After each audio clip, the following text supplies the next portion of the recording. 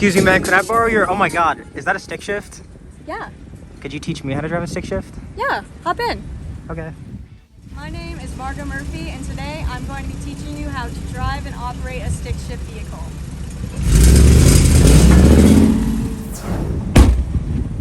First thing you want to do when you get in your car is put on your seatbelt.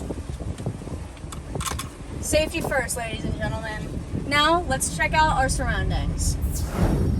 The first thing that you're going to notice when getting in a stick shift car is that there's 3 pedals on the floor. Pedals in order from right to left go gas, brake, and then clutch.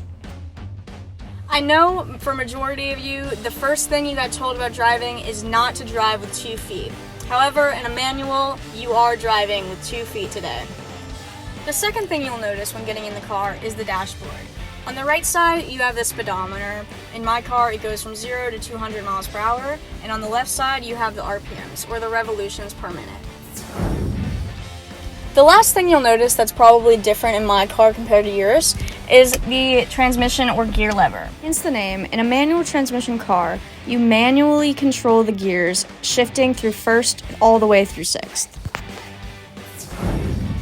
Now that we've been made aware of our surroundings and everything different in this car, let's begin starting the car. The first thing you want to do when going to start a manual car is making sure that your seat is properly adjusted so that your left foot can push the clutch pedal all the way to the floor. The next thing you want to do is make sure that your right foot is pressed firmly on the brake. After you have engaged the clutch and the brake, you want to press the start engine button. Then make sure that your car is in neutral. You can then release the clutch. The clutch does not need to be engaged when the car is in neutral. When you are ready to start driving and the car has turned on, then disengage the parking brake. Now that the car is on and the parking brake has been disengaged, you can begin to start driving. The first thing you want to do to begin driving is engage your left foot on the clutch pedal all the way to the floor. You can then remove your foot from the brake and you'll notice your car will not move unless you're on an incline. Now that your foot is fully engaged on the clutch, you can put the car into first gear. Once the car is in first gear, you want to slowly lift your foot off of the clutch and simultaneously apply pressure to the gas. You want to be very meticulous with this process as to not stall or burn the clutch. The procedure for changing gears is always the same.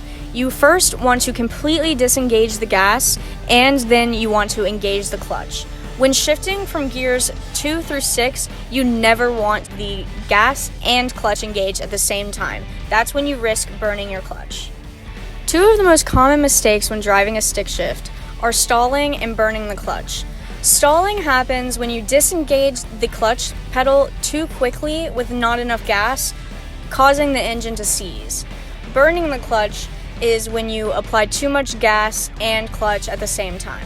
I recommend practicing stop and goes before taking your car on the main road. Once you feel happy and confident with your clutch handling abilities, now it's time to talk about upshifting. The process of changing gears is always the same. You always want to remove all of the gas, and then you want to engage the clutch. The gas and the clutch should never be used together when changing from gears 2 through 6.